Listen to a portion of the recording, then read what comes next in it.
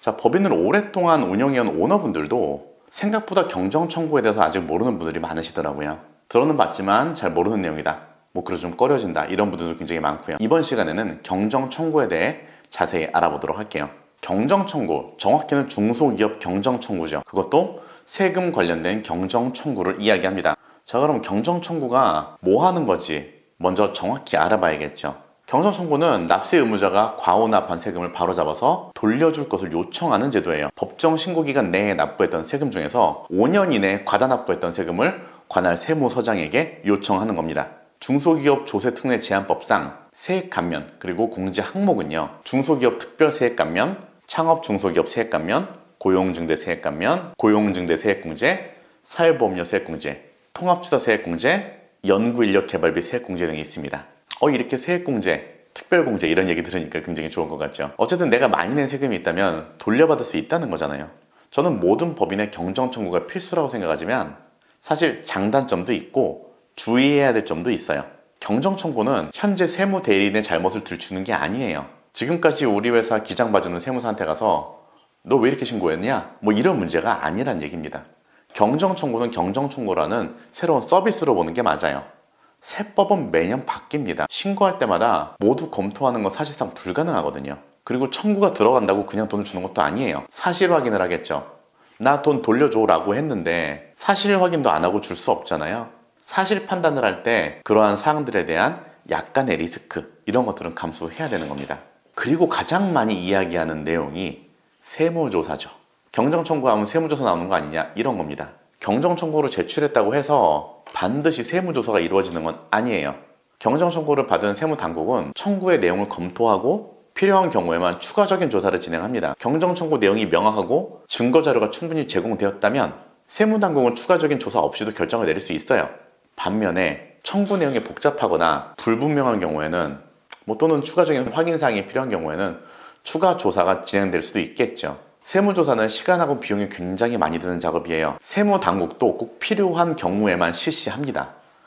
따라서 경정청구를 제출하는 납세자 입장에서는 청구의 이유와 근거를 명확하게 서술하고 가능한 한 증거를 충실히 제공하는 것이 굉장히 중요하고요. 그리고 세무조사 대상 선정 기준에 경정청구라는 항목은 없어요. 그리고 경정청구를 했다는 이유만으로 세무조사를 받은 케이스 아직 저는 한 번도 못 봤습니다. 대기업도 경정청구로 받아가는 금액이 어마어마해요. 2020년 기준으로 경정청구 환급액이 6조 9,352억입니다. 이 회사들 다 세무조사 했을까요? 말도 안 되는 거죠. 경정청구를 하기 위해서는 필요한 서류들이 있어요. 세무조정계산서 5년치, 임금대장 명부, 이건 퇴사를 포함해야 돼요. 그리고 근로자 보수총액 신고서 5년치, 근로소득 원천징수 영수증 5년치, 사대보험 가입 명부 5년치, 그리고 고정자산 계정별 원장 5년치, 이건 통합투자세액 공제 여부 확인용이에요. 그리고 특수관계자 파악해야 되고요. 사업자 등록증, 등기부등본 이렇게 서류들이 필요합니다. 뭐가 좀 많죠. 그래도 돈 돌려받는 일이니까 꼼꼼하게 준비해 주셔야 되는 거고요. 이런 서류들을 미리 준비하시기 전에 경정청구를 전문으로 하는 세무서나 컨설팅 업체 의뢰를 먼저 해보세요. 그리고 경정청구를 진행할 때 좀 유의해야 될 사항들이 있습니다. 그 사항들을 먼저 좀 말씀드릴게요. 첫 번째 청구 기한이에요. 세법에 따라서 경정청구를 할 수 있는 기한이 정해져 있습니다. 대부분의 경우는 해당 세금의 확정 날짜로부터 일정 기간 이내에 청구를 해야 되는 거고요. 자, 두 번째로는 증거자료예요. 청구 이유와 관련된 증거자료는 반드시 준비하고 제출해야 됩니다. 당연하겠지만 세무당국이 청구 내용을 검토하는데 필요한 것들이고요. 세 번째로는 명백한 이유가 있어야 돼요. 경정청구의 원인과 근거가 명확하게 서술되어야 합니다. 이게 만약에 불분명하게 작성된 경우에는 세무당국이 체계적인 검토를 하지 못할 수가 있겠죠. 자, 네 번째로는 전문가와 상담이 필요해요. 복잡한 사안에 대해서는 전문가, 세무사 등등 이런 분들이 되겠죠. 그런 분들의 도움을 받는 것이 좋습니다. 전문가들은 해당 분야에서 풍부한 경험과 지식을 가지고 있고요. 보다 효과적인 결과를 얻어낼 수 있게 도와줄 거예요. 다섯 번째, 법률 준수 꼭 하셔야 됩니다. 경정 청구 절차는 각 지역별로 또 그 방식이나 요건들이 좀 다를 수 있어요.